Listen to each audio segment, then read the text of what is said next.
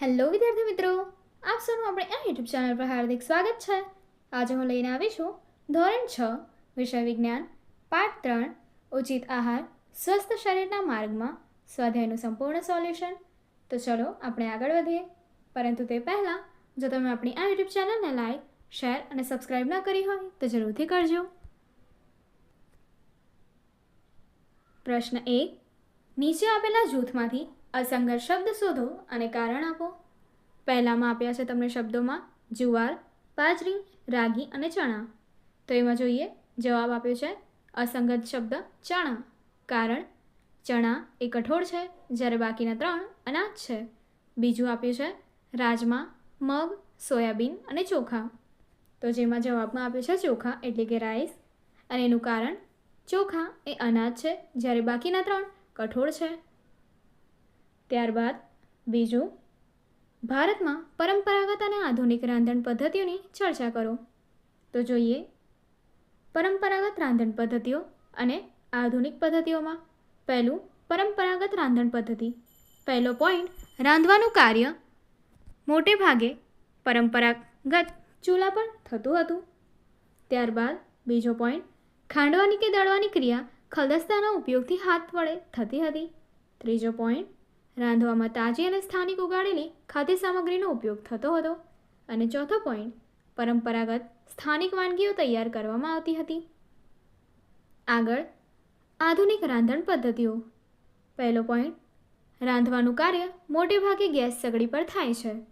બીજો પોઈન્ટ, હાલના દિવસોમાં વીજળીથી ચાલતા ગ્રાઉન્ડર અને મિક્સર વડે સહેલાઈથી ખાંડવામાં કે દળવામાં આવે છે. ત્રીજો પોઈન્ટ, હાલના સમયમાં રાંધવામાં અને પૂર્વ પેકેજિંગ કરેલા અને પ્રોસેસ કરેલા ખાદ્ય પદાર્થોનો ઉપયોગ સામાન્ય છે. ચોથો પોઈન્ટ, વૈશ્વિક રાંધણકળા અને ફ્યુઝન આધુનિક રાંધણ પદ્ધતિઓ વડે તૈયાર કરવામાં આવે છે. આગળ આ ફેરફારો તકનીકી વિકાસ, જીવનશૈલીમાં બદલાવ, સુધારેલ પરિવહન અને ખાદ્ય સામગ્રીની વિશાળ વિવિધતાની પ્રાપ્યતા જેવા પરિબળોને કારણે હોઈ શકે છે. પ્રશ્ન 3. શિક્ષક કહે છે કે સારો ખોરાક દવા તરીકે કામ કરી શકે છે. રવિ આ નિવેદન વિશે ઉત્સુક છે અને કેટલાક પ્રશ્નો પૂછવા માંગે છે. તો રવિ પૂછી શકે તેવા ઓછામાં ઓછા 2 પ્રશ્નોની યાદી બનાવો. તો જોઈએ, રવિ તેના શિક્ષકને પૂછી શકે તેવા 2 પ્રશ્નો નીચે મુજબ છે. પહેલો, ખોરાક આપણા શરીર માટે દવાની જેમ કામ એટલે કે કાર્ય કેવી રીતે કરી શકે છે. બીજો પ્રશ્ન, કયા ખોરાકને દવા તરીકે ગણવામાં આવે છે. આગળ જોઈએ, પ્રશ્ન 4, બધા જ સ્વાદિષ્ટ આહાર સ્વાસ્થ્યપ્રદ હોય તે જરૂરી નથી અને તમામ પૌષ્ટિક આહાર હંમેશા સ્વાદિષ્ટ હોય તે પણ જરૂરી નથી. આ બાબતે તમારા વિચારો ઉદાહરણ સાથે રજૂ કરો. તો જોઈએ, બટાકાની chips, chaat, bread pakora, vada pav, pizza, burger વગેરે ખૂબ જ સ્વાદિષ્ટ અને માણવાલાયક ખોરાક છે, પરંતુ આવા ખોરાક પૌષ્ટિક અને સ્વાસ્થ્યપ્રદ હોતા નથી. આ ખાદ્ય પદાર્થોમાં મેંદો, પુષ્કળ તેલ અને મસાલા હોય છે, તેથી તે આપણા સારા સ્વાસ્થ્ય માટે પસંદગી પાત્ર નથી.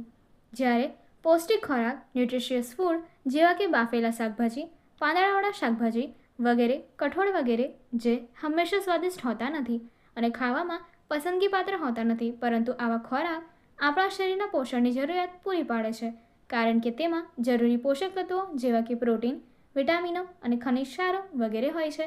તેથી બધા પૌષ્ટિક ખોરાક આપણા શરીરને મજબૂત અને સ્વસ્થ રાખવામાં મદદ કરે છે. પ્રશ્ન 5, મેંદુ શાકભાજી નથી ખાતો પણ બિસ્કિટ, નૂડલ્સ અને વ્હાઇટ બ્રેડનો આનંદ માણે છે. તેણે વારંવાર પેટમાં દુખાવો અને કબજિયાત રહે છે. આ સમસ્યાઓથી છુટકારો મેળવવા માટે તેણે પોતાના આહારમાં શું ફેરફારો કરવા જોઈએ? તમારો ઉત્તર સમજાવો. તો જોઈએ, મેંદુએ બિસ્કિટ, નૂડલ્સ અને વ્હાઇટ બ્રેડ એટલે કે સફેદ બ્રેડ ખાવાનું ટાળવું જોઈએ, કારણ કે આ બધો ખોરાક મેંદામાંથી બને છે. મેંદો આપણા શરીરમાં સહેલાઈથી પચતો નથી. આવો ખોરાક પાચક રેખાઓ ધરાવતો નથી. મેંદુએ તેના આહારમાં આખા અનાજ, ફણગાવેલા કઠોળ, ઋતુ અનુસાર તાજા ફળો અને પાંદડાવાળા શાકભાજી સમાવવા જોઈએ. આ ખોરાક પાચક રેસાથી ભરપૂર છે, જેથી તે પેટના દુખાવા અને કબજિયાતમાંથી છુટકારો મેળવી શકે છે. આ ઉપરાંત તેણે દહીં અને છાશ તેના ખોરાકમાં સમાવવા જોઈએ કે જેથી તેને તેની પાચનને લગતી મુશ્કેલીઓમાંથી રાહત મળે. પ્રશ્ન 6. રેશમને ઝાંખા પ્રકાશ અજવાળામાં વસ્તુઓ જોવામાં તકલીફ પડતી હતી. ડૉક્ટરે તેની આંખોની તપાસ કરી અને એક ખાસ વિટામિન લેવાનું સૂચવ્યું. તેમણે તેને આ માટે તેના આહારમાં કેટલાક ખાદ્ય પદાર્થો સામેલ કરવાની સલાહ પણ આપી. તો જોઈએ. પહેલું, તે કયા ત્રુટિજન્ય રોગથી પીડાઈ રહી છે?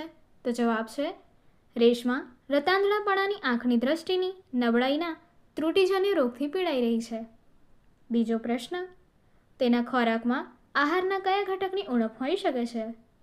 જવાબ, તેના ખોરાકમાં આહારના ઘટક વિટામિન એની ઉણપ હોઈ શકે છે. ત્રીજો પ્રશ્ન, તેની આ સમસ્યાને દૂર કરવા માટે તેણીએ આહારમાં ખાવા જોઈએ તેવા કોઈપણ 4 ખાદ્ય પદાર્થોના નામ આપો. તો જોઈએ. રેશમાએ આહારમાં વિટામિન એથી ભરપૂર ખાદ્ય પદાર્થો જેમ કે પપૈયું, ગાજર, કેરી, દૂધ વગેરે ખાવા જોઈએ. પ્રશ્ન 7. તમને નીચેની વસ્તુ આપવામાં આવેલ છે. પહેલું, ટીનમાં ભરેલો ફળોનો તૈયાર રસ. બીજું, તાજા ફળોનો રસ. ત્રીજું, તાજા ફળ. તમે કયું પસંદ કરશો અને શા માટે? તો જોઈએ. હું આપેલ 3 ખાદ્ય વસ્તુઓમાંથી તાજા ફળને વધુ પસંદ કરીશ, કારણ કે તાજા ફળ વધુ પોષક તત્વો, પાચક રેસા, કુદરતી શર્કરા અને સ્વાદમાં પૂરા પાડે છે, જ્યારે તાજા ફળોના રસમાં મોટાભાગના રેસા દૂર કરવામાં આવે છે અને ટીનમાં ભરેલા ફળોના તૈયાર રસમાં ઘણીવાર ખાંડ અને પ્રિઝર્વેટિવ્સ ઉમેરવામાં આવે છે. વળી તે તાજા ફળ જેટલા આરોગ્યપ્રદ નથી હોતા. પ્રશ્ન 8. ગૌરવને પગમાં ફ્રેક્ચર થયું હતું. તેના ડૉક્ટરે હાડકાને સંરેખિત કર્યા અને પ્લાસ્ટર લગાવ્યું તથા તેને કેલ્શિયમની ગોળીઓ પણ આપી. બીજી મુલાકાત વખતે ડૉક્ટરે તેને કેલ્શિયમની ગોળીઓની સાથે વિટામિન ડીનું સિરપ આપ્યું. પાઠ્યપુસ્તકની આકૃતિનો સંદર્ભ લો અને નીચેના પ્રશ્નોના ઉત્તર આપવાના છે. તો જોઈએ. પહેલો પ્રશ્ન, ડૉક્ટરે ગૌરવને કેલ્શિયમની ગોળીઓ કેમ આપી? જવાબ, ડૉક્ટરે ગૌરવને કેલ્શિયમની ગોળીઓ આપી કારણ કે કેલ્શિયમ હાડકાને સ્વસ્થ રાખવામાં મહત્વનો ભાગ ભજવે છે. હાડકાના ફ્રેક્ચરમાં તે જોડાણના સમારકામ અને રૂંઝાવાની પ્રક્રિયામાં જરૂરી છે. ત્યારબાદ બીજો પ્રશ્ન, બીજી મુલાકાત વખતે ડૉક્ટરે કેલ્શિયમની ગોળીઓની સાથે વિટામિન ડીનું સિરપ શા માટે આપ્યું? જવાબ, બીજી મુલાકાત વખતે ડૉક્ટરે કેલ્શિયમની ગોળીઓની સાથે વિટામિન ડીનું સિરપ આપ્યું કારણ કે વિટામિન ડી શરીરમાં કેલ્શિયમને શોષવામાં મદદ કરે છે. ત્રીજો પ્રશ્ન, ડૉક્ટરે આપેલા દવાઓ વિશે તમારા મનમાં કયો પ્રશ્ન ઉદ્ભવે છે? જવાબ, ડૉક્ટરે આપેલ દવાઓ વિશે મારા મનમાં ઉપસ્થિત થતો પ્રશ્ન નીચે મુજબ છે. ગૌરવને કેટલા સમય સુધી સૂચવેલી દવાઓ લેવાનું ચાલુ રાખવાની જરૂર છે? આગળ પ્રશ્ન 9. ખાંડ કાર્બોહાઈડ્રેટ્સનું ઉદાહરણ છે. ખાંડનું પરીક્ષણ આયોડિનના દ્રાવણથી કરવામાં આવે છે તો તે ભૂરા કાળા રંગમાં બદલાતું નથી. આવું થવાનું સંભવિત કારણ શું હોઈ શકે? તો જવાબ, આયોડિનના દ્રાવણ વડે ખાંડનું પરીક્ષણ કરવાથી તે ભૂરા કાળા રંગમાં બદલાતું નથી કારણ કે આયોડિનનું દ્રાવણ સ્ટાર્ચ સાથે ખાસ પ્રતિક્રિયા આપે છે, શર્કરા સાથે નહીં. શર્કરા અને સ્ટાર્ચ બંને રાસાયણિક રીતે અલગ પ્રકારના પદાર્થો છે. તેથી આયોડિનના દ્રાવણ સાથે ખાંડનું પરીક્ષણ કરવાથી ભૂરા કાળા રંગમાં બદલાતું નથી. પ્રશ્ન 10. રામનના આ વિધાન વિશે તમે શું વિચારો છો? બધા જ સ્ટાર્ચ કાર્બોહાઈડ્રેટ્સ હોય છે, પરંતુ બધા જ કાર્બોહાઈડ્રેટ્સ સ્ટાર્ચ નથી. તમારા ઉત્તરને ચકાસવા માટે એક પ્રવૃત્તિ સૂચવો અને તેનું વર્ણન કરો. તો જોઈએ. બધા જ સ્ટાર્ચ કાર્બોહાઈડ્રેટ્સ છે, પરંતુ બધા જ કાર્બોહાઈડ્રેટ્સ સ્ટાર્ચ નથી. રામનનું આ વિધાન સાચું છે. તમને અહીં દર્શાવ્યું છે તે મુજબ કાર્બોહાઈડ્રેટ્સનું વિઘટન કર્યું છે, જેમાં જટિલ સ્વરૂપો અને સાદા સ્વરૂપો.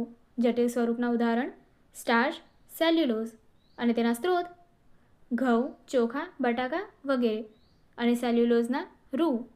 ત્યારબાદ કાર્બોહાઈડ્રેટ્સના સાદા સ્વરૂપો જોઈએ, જેમાં તેના ઉદાહરણ આપ્યા છે શર્કરા, જેમાં છે ફ્રુક્ટોઝ, સુક્રોઝ, માલ્ટોઝ અને લેક્ટોઝ, અને તેના સ્ત્રોતો ફળોના રસ, ખાંડ, શેરડી, મકાઈ અને ત્યારબાદ દૂધ વગેરે છે. ગ્લુકોઝ એ કાર્બોહાઈડ્રેટ્સ પદાર્થનું સૌથી સાદું સ્વરૂપ છે. રામાના વિધાનની કસોટી કરવાની પ્રવૃત્તિ નીચે મુજબ છે, જેમાં સાધન સામગ્રી છે મંદ આયોડીનનું દ્રાવણ, ડ્રોપર, કાચની પ્લેટ, કસનળી. ખાદ્ય પદાર્થ ઘઉંનો લોટ, બટાકાની કાતરી, રૂ, ગ્લુકોઝનું દ્રાવણ, દૂધ, શેરડીનો રસ. આકૃતિ તમે અહીં સામે જોઈ શકો છો. પદ્ધતિ: કાચની 3 પ્લેટ લો, તેને 1, 2 અને 3 એમ નામાંકિત કરો. પ્લેટ 1માં થોડો ઘઉંનો લોટ, પ્લેટ 2માં બટાકાની નાની કાતરી અને પ્લેટ 3માં રૂ લો. હવે 3 કસનળી લો, તેને A, B અને C એમ નામાંકિત કરો. કસનળી Aમાં થોડા પ્રમાણમાં ગ્લુકોઝનું દ્રાવણ, કસનળી Bમાં દૂધ અને કસનળી Cમાં શેરડીનો રસ લો.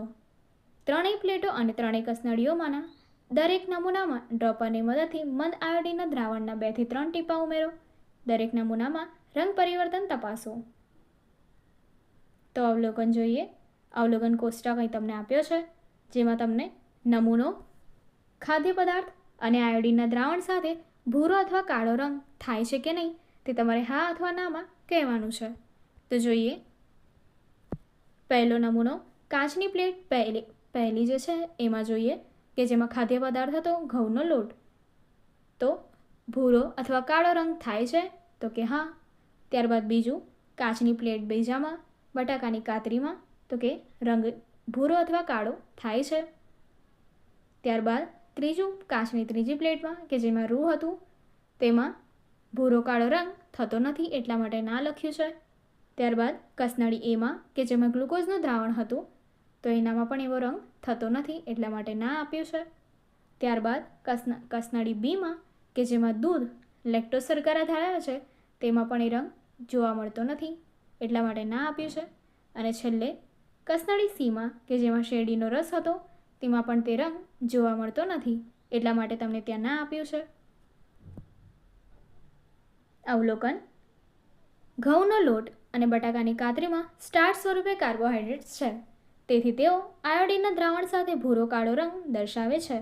જ્યારે રૂમાં સેલ્યુલોઝ છે અને કસનળી A, B અને Cમાં જુદા જુદા પ્રકારની શર્કરા છે જે કાર્બોહાઈડ્રેટ્સનું એક સ્વરૂપ છે. આથી તે 4 નમૂનામાં સ્ટાર્ચ ન હોવાથી આયોડીનના દ્રાવણ સાથે ભૂરો કાળો રંગ દર્શાવતા નથી. નિર્ણય: બધા જ સ્ટાર્ચ કાર્બોહાઈડ્રેટ્સ છે, પરંતુ બધા જ કાર્બોહાઈડ્રેટ્સ સ્ટાર્ચ છે એમ કહેવાય નહીં. આગળ પ્રશ્ન 11. લેબોરેટરીમાં આયોડીનનો ઉપયોગ કરતી વખતે આયોડીનના કેટલાક ટીપા મિસ્ટીના મોજા પર પડ્યા હતા અને કેટલાક તેના શિક્ષકની સાડી પર પડ્યા હતા. સાડી પર આયોડીનના ટીપા ભૂરા કાળા રંગના થઈ ગયા હતા, જ્યારે મોજા પરનો રંગ બદલાયો નહીં. આ શા માટે સંભવિત કારણ શું હોઈ શકે? તો જોઈએ. મિસ્ટીના શિક્ષકે પહેરેલી સાડી કોટનની અને સ્ટાર્ચ કરેલી હોવી જોઈએ, જેથી તેના પર આયોડીનના દ્રાવણના થોડા ટીપા પડવાથી તે ભૂરા કાળા રંગમાં ફેરવાઈ ગયા હોય. મિસ્ટીના મોજા નાયલોન અથવા કૃત્રિમ રેસાના બનેલા હોઈ શકે, જેમાં સ્ટાર્ચ ન હોય, તેથી મોજા પર આયોડીનના થોડા ટીપા પડતા ભૂરો કાળો રંગ ન દર્શાવે. પ્રશ્ન 12. શા માટે મિલેટ્સને આરોગ્યપ્રદ આહાર માનવામાં આવે છે?